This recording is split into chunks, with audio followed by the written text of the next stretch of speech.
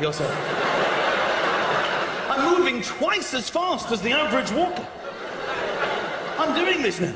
People are walking normally, I go flying past. They're like, what are you doing? I'm winning, that's what I'm doing.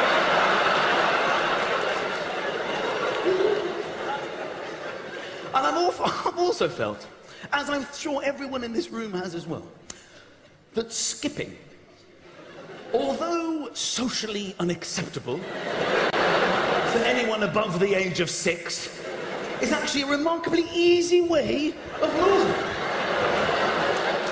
We've all thought this. You put hardly any effort at all, then you just start moving around very easily. Because running is difficult, it's very heavy, but skipping is magnificent. So what I'm doing now, by combining the two,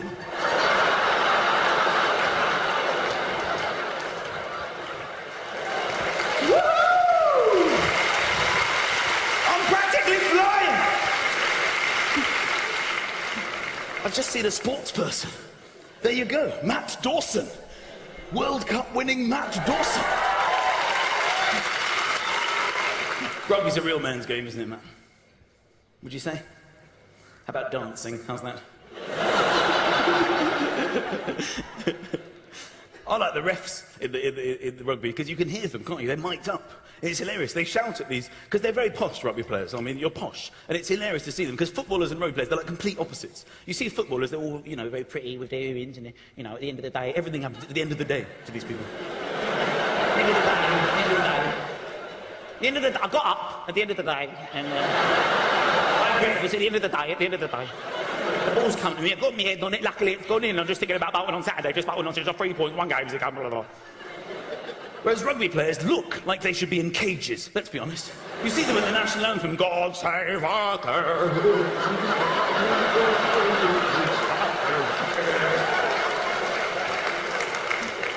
And then you hear them speak and they're so posh. It's like, congratulations, how do you think the game went? I thought the gents were superb.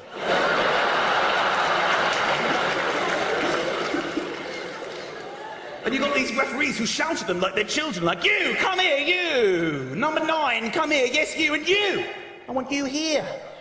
Right. You say you're sorry to him! Well, he bloody started it. Go to the sin bin. What is the sin bin? Is it some kind of Catholic skip area? Forgive me, Father, for I have sinned. It's not like at the football, you don't know what the referees are saying. They're just very dramatic, aren't they? Just very camp as well. You, come here. You, come here. I want you here. Everyone else, fuck off, it's you. I'm not listening, I'm not listening, I'm not listening. I'm booking you now, fuck off.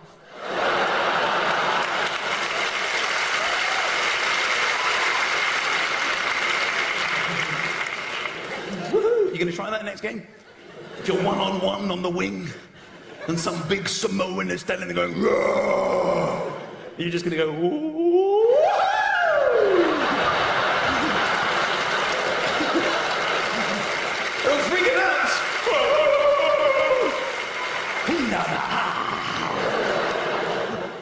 So the winter's drawing in. It's over. The summer was over. We never even had a summer. It was so depressing. Nothing happened, except there was a lot of rain, a great deal of rain. More rain ever since records began. Yes. Not that we have any idea what that means. There was this strange period in history with no records at all.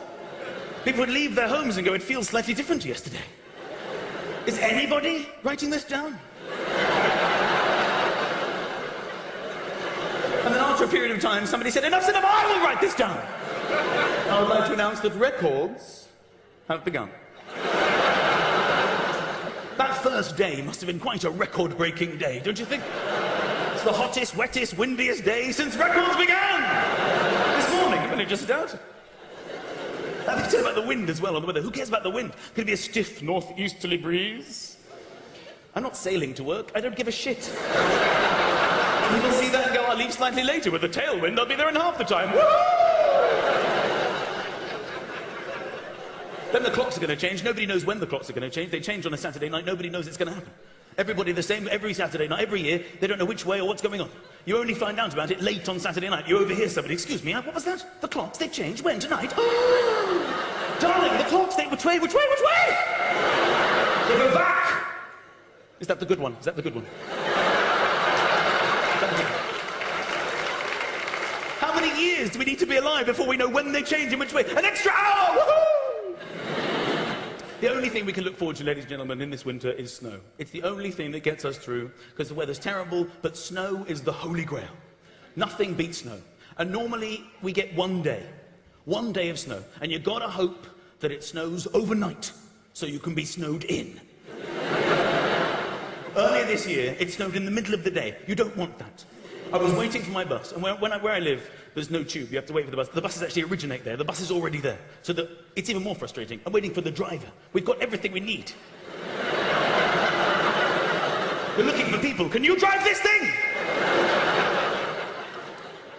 And that's when the snow came. Amazing, instantly landing snow. The best of snow. I mean, the most unbelievable snow. And then I realized, oh my God, I could get snowed out. This is not what I need. The driver shows up, and he says, ladies and gentlemen, I regret to inform you, due to the chaos on the roads, it's been snowing 8 seconds at this point. We're cancelling the bus, there will be no running of this service. And we're like, well, hang on a minute, we bought our tickets, what are we going to do? How are we supposed to get home? There's no way to get home, what are we going to do? And he said, don't shout at me! I actually live at the other end of this bus route. I take this bus home, and then I'm relieved by another driver. And we're like, this is a very interesting development. How are you going to get home?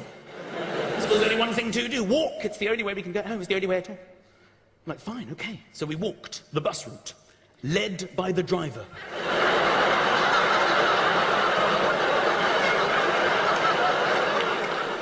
We came to the first stop, we had to tell the people waiting, there's no bus, and they joined our imaginary bus.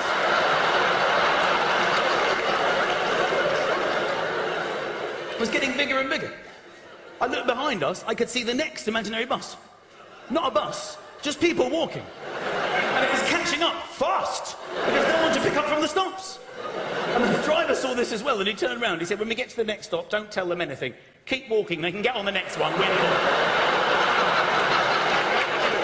thought this was one of the funniest things that ever happened to me. I said to the woman walking next to me, I said, this is hilarious, we're on an imaginary bus. There's a driver, there are old people walking, and this is funny, right? And I thought we were on the same wavelength, but now I remember I was doing most of the talking, because she said, I'd love to chat, but this is my stop. She got down to an actual bus stop and then walked in the direction we had just come from. I